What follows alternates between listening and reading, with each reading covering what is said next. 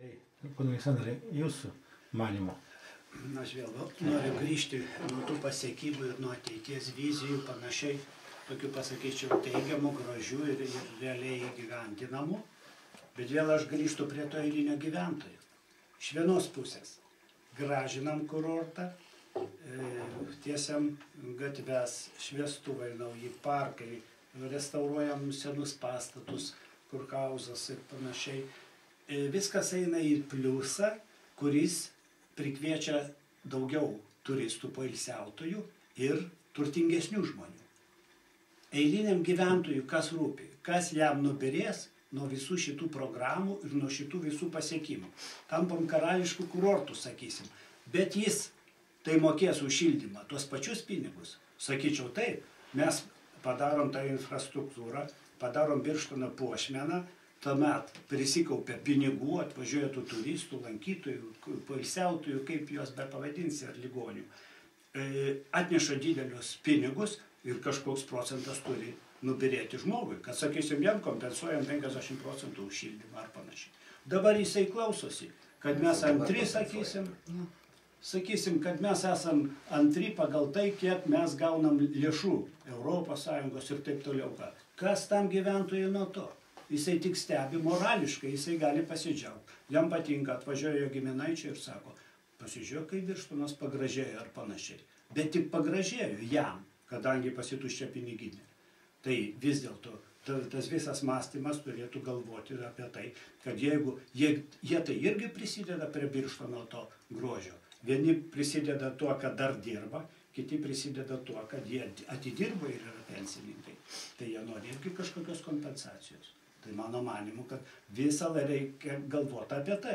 Mes galvojam taip, kad jeigu mes išasfaltavom gatvę, tai čia jau dovana žmonėms. Iš vienos pusės taip. Bet krizės metu tai jam atrodytų, gal jūs neasfaltuokit tos gatvės, gal geriau tos pinigus vadinasi kažkur tai kompensacija šiai dienai. Šildymas, ten kitos problemos, kur yra finansinės grinai ir nuostolingos. Tai va, tai aš manau, kad kaip besvarstytume, šiandien mes turim prie šio stalo 3 žmonės, bet iš visų 3 tos racionaliausius grūdus išrenkam ir Birštonas pirmin.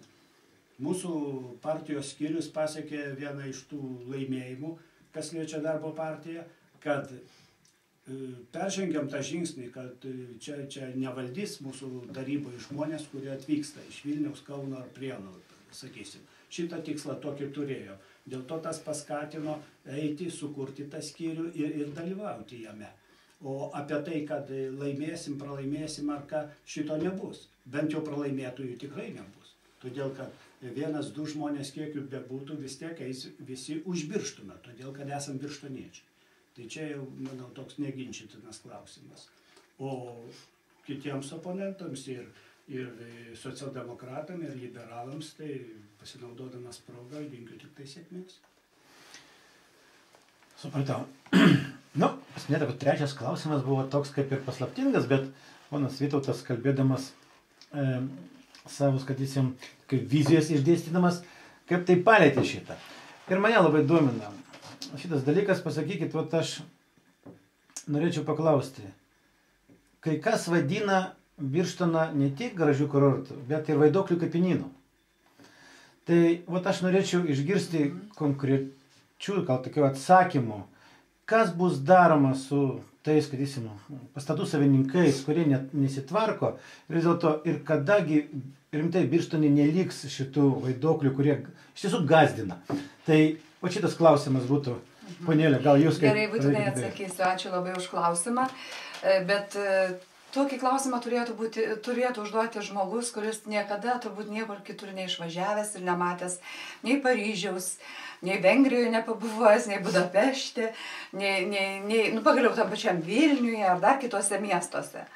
Aš galvoju, vaikščiodama po Europos sostinės ir didžiuosius miestus, ten taip pat mačiau griuvėsių, ten taip pat mačiau apleistų pastatų. Ir dėl to sakyti, kad Birštonas yra senų pastatų kapinynas, būtų ne visiškai teisinga.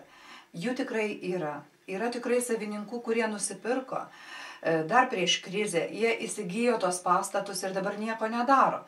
Tai čia savivaldybės taryba mes visi kartu, čia sėdintis balsavome už tai ir manau, kad ateinančiam tarybos posėdėje taip pat balsuosim už tai, kad padidinti jiems mokesčius, nemažinti, kaip esam priėmę sprendimą tiems, kurie vykdo veiklą, kurie renovuoja, kurie tvarkosi. Mes priėmėm nutarimą, kad mažinti ir nekilnojamo turto mokestį, ir žemės mokestį, o jiems padidinti. Padidinti todėl, kad jeigu tu negali ir jeigu tu nenori tvarkytis, tai gal parduot kitam, kuris norės susitvarkyti. Čia privatiems. O dabar dėl šitų, kurie stovi savivaldybė žinioje yra, mes esame priėmę sprendimą dėl 3 pastatų, dėl nuomos, ilgalaikės nuomos ir mes grįšim prie šito klausimo kitam tarybos posėdėje. Tikrai galvojame apie apleistus pastatus ir norim, kad jų būtų kuo mažiau. Ir man labai gaila, sakau, tų žmonių, kurie tiesiog sako, vat grįžau į mirusį miestą. Nu kaip? Negi tu nematai, kas pasikeitė. Jeigu tu parvažiuoji retai vieną kartą per mėnesį, tai gal jis tau ir atrodo miręs. Bet šiaip aš labai didžiuojuosi ir džiaugiuosi mūsų miestu. O kad šitos pastatus reikia tvarkyti, tikrai reikia, pritariu. Ir mes ieškosim visi kartu taryboje, jau naujoji dauguma, ieškosime būdų, kaip tos pastatus tvarkyti ir kaip priversti žmonės. Juk ir Lietuvoje, ir matom per televiziją kalba, kad nėra dar priemonių, kaip priversti, dabar tik vyriausybė galvoja, kaip priversti tos žmonės tvarkytis. Ir kokius svertus duoti savivaldybei į rankas, kad galėtų taikyti juos. Šiandien dar įstatymiškai tie dalykai nėra aptarti. Pone Vytautai, jūsų manimu yra gal kokie kiti svertai, kad priversti tos neralingus šeimininkus jau tvarkyti ir kad kurortas atrodytų kurortiškai? Nesvarbu, kas tam Paryžiuje arba ten Briuselėje, dar kur, tai kad jie tenai gali gyventi su šis sugriuvusiais namais. Bet Birštonas yra Birštonas. Taip, pasidžiaugs, kad kitur yra griuvėsių, tai čia ne joks nedžiaugsmas. Mes turim žiūrėti, kad pas mus jų nebūtų arba būtų kuo mažiau. Ir aišku, sudėtingi čia tie santykiai su priverst savininkus tvarkytis, bet aišku, vis tiek reikia dėti pastangas, reikia ieškoti būdų, kaip tą daryti. Gal skatint, gal baust, įvairius metodus taikyti, bet labai gaila, kad yra ir tie vaiduokliai, kurie šiai dienai yra savivaldybės balanse, kurie yra, kaip sakant, valdiški. Tai turim kino teatrą įstrigusį, tai čia grinai buvo sprendimas kažkada priimtas blogas, prieš kurį mes balsavom prieš ir priešinomės, nes matėsi, kad tuo gali baigtis. Po šiai dienai stovi ir dabar tęsis tas teismų maratonas ir neaišku, kada čia iš jų, kada jie čia pasibaigs. Yra ir toks senas restoranas, irgi savivaldybės balansas.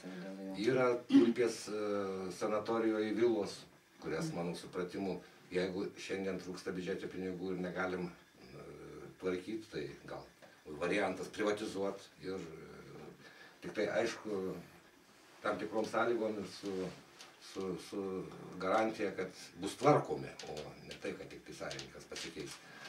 Tai šito reikia tvarkyti ir čia negali būti jokio atidėliojimo ir ką negalim pinigų trūkstant daryti iš biudžeto, reikia galvoti apie privatizavimą, apie privačių investicijų pritraukimą, bet tos klausimus būtinai reikia spręsti.